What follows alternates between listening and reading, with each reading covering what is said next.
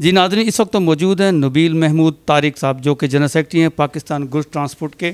आज हम उनके ऑफिस में आइए उनसे जानते हैं कि मौजूदा जो कोरोना के हालात हैं यहाँ पर, उस हवाले से मैं वो क्या पैगाम देते हैं, और दूसरा उनसे ये पूछना है कि जो इस सालाना 2020-21 का जो बजट आया उस हवाले से वो निज़ाम टीवी को अपना क्या पैगाम देते हैं। बिस्मिल्लाहिर्रहमानिर्रहीम।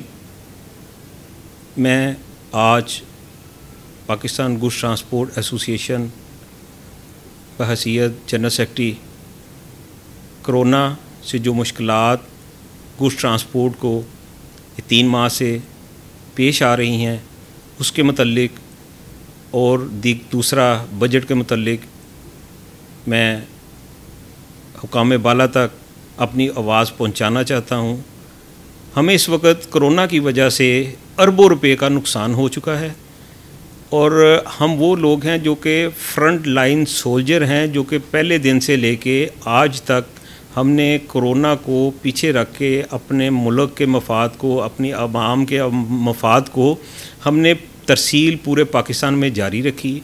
हमने किसी किस्म की शॉर्टेज नहीं आने दी। फूड आइटम, फ्रूट, सब्जियां, अद्वियात हमने पहले दिन से लेके आज तक अल्हम्दुलिल्लाह के इस अपना गवर्नमेंट के साथ, अपनी पाक अफवाज के साथ हम शाना बशाना रहे। लेकिन बदकिस्मती से हमें इग्नोर किया गया। 1200 अरब डॉलर का एक रिलीफ पैकेज प्राइम मिनिस्टर साहब की तरफ से अनाउंस किया गया, जिसमें गुड्स ट्रांसपोर्टर के लिए 1 रुपया भी नहीं रखा गया। उसकी क्या वजह थी? क्यों हम पाकिस्तानी शहरी नहीं हैं, हम इस मुल्क के का हिस्सा नहीं है, हम इस गवर्नमेंट को खरबों रुपए टैक्स नहीं देते, फिर हमें क्यों नज़रअंदाज किया गया? नंबर 1। नंबर 2 कि ये जो बजट पेश किया गया, मुझे बताएं इसमें प्राइम मिनिस्टर वफाक की तरफ से बजट हो या पंजाब की तरफ से बजट हो, इसमें कितना हिस्सा गुड्स ट्रांसपोर्टर के लिए रखा गया?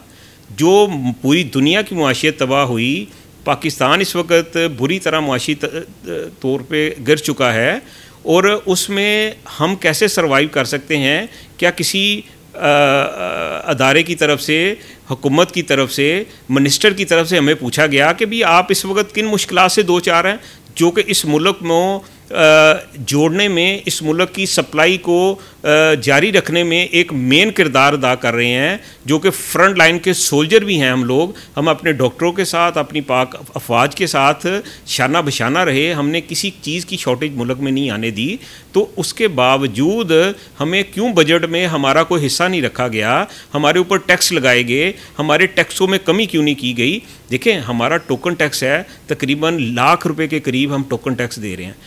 42,000 रुपये हम रूट परमिट दे रहे हैं। 15,000 रुपये कराची आना जाना हम टोल प्लाजा दे रहे हैं।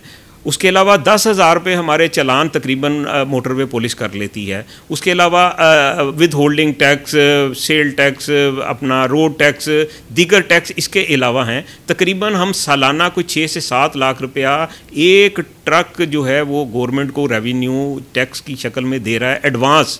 और पाकिस्तान में इस वक्त जो 2018-19 का सर्वे रिपोर्ट है उसके मुताबिक 2,77,000 हैवी व्हीकल इस वक्त पाकिस्तान में रजिस्टर्ड है। और इस जो अगर 2019 और 20 की बात की जाए तो तकरीबन हम 3 लाख के करीब पहुंच चुके हैं। लेकिन और जो खरबों रुपए की आपको रेवेन्यू देने वाली सेल्फ मेड एक इंडस्ट्री है, आपने उनके साथ ऐसा रवैया क्यों रखा हुआ है? आपने हमारे साथ ऐसा सलूक क्यों कर रहे हैं कि जो आपके दीगर अदारे हैं, आपका रेलवे हो, आपका PIA हो, आपकी अपनी जो ट्रांसपोर्ट जितनी गवर्नमेंट की चल रही हैं वो खसारे में हो, और हम एक प्राइवेट सेक्टर जो अपनी मदद आपके तहत जो गवर्नमेंट से ना कोई पैसा ले, ना गवर्नमेंट से कोई सब्सिडी ले, ना गवर्नमेंट से कोई और दीगर फेवर ले, और आपको खरबों रुपए का रेवेन्यू आप अपनी मुआशी टीम के साथ मेरे साथ बैठे कि एक बिल्कुल वो इंडस्ट्री जिसको आपने आज तक इंडस्ट्री का दर्जा नहीं दिया, अगर वो आपको खरबों रुपए अपनी सेल्फ इन्वेस्टमेंट से दे रही है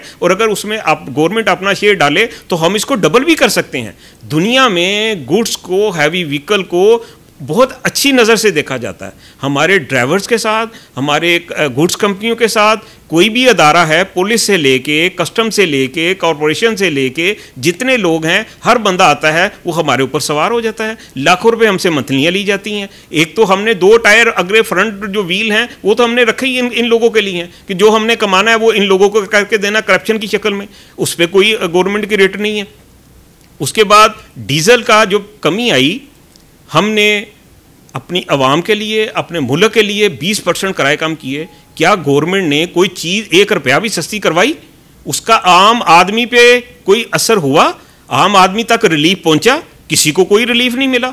हमने अपना नुकसान किया।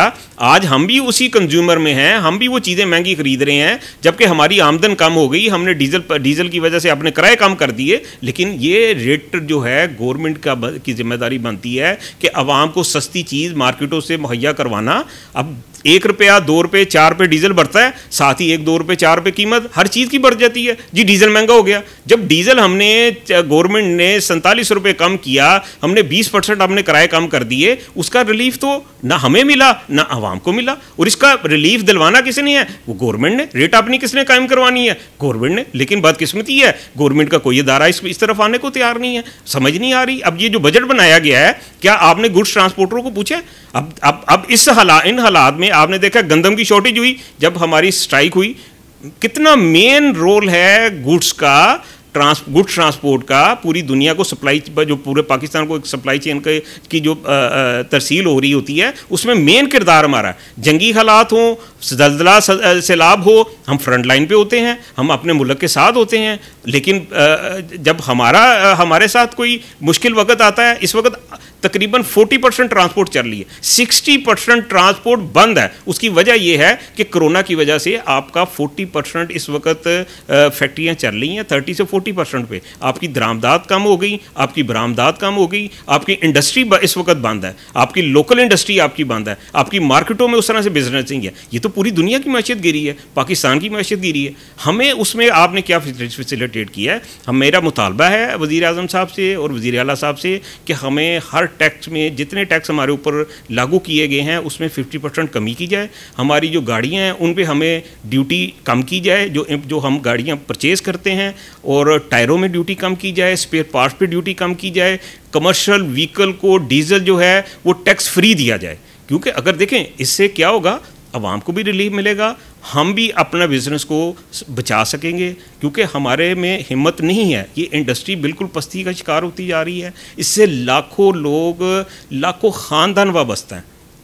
एक ट्रक के साथ तकरीबन 8 से 10 लोगों का रोज़गार चल रहा होता है। अगर इसको टोटल अगर इनके साथ जो रिलेटेड लोग होते हैं 30 से 35 लोग एक ट्रक के साथ बन जाते हैं, और 30 से 35 ख़ानदान हैं। और अगर आप इस सारा टोटल को अगर मल्टीप्लाई करते हैं तो ये लाखों में फिगर पहुंचती है। और अगर आप इस इंडस्ट्री को इग्नोर करेंगे, इस इंडस्ट्री पे आप तवज्जो नहीं देंगे, और आप इसका हाल भी अगर आप रेलवे जैसा करना चाहते हैं, PIA जैसा करना चाहते हैं, या जो दीगर ट्रांसपोर्ट के इदारे हैं पाकिस्तान के उन जैसा करना चाहते हैं, तो फिर इस मुल्क का अल्लाह ही हाफ़िज़ है। फिर बेरोज़गारी जो आपने नौकरियों को वादा किया था, ये नौकरियां आप कहाँ से देंगे? अगर आप हमें मज़ीद अगर फैसिलिटेट नहीं करते, अगर आप हमें टैक्सों में छूट नहीं देते, अगर आप हमें कोई पैकेज, रिलीफ पैकेज का ऐलान नहीं करते, तो इससे हम अपना रेवेन्यू डबल करके आपको वापस करेंगे।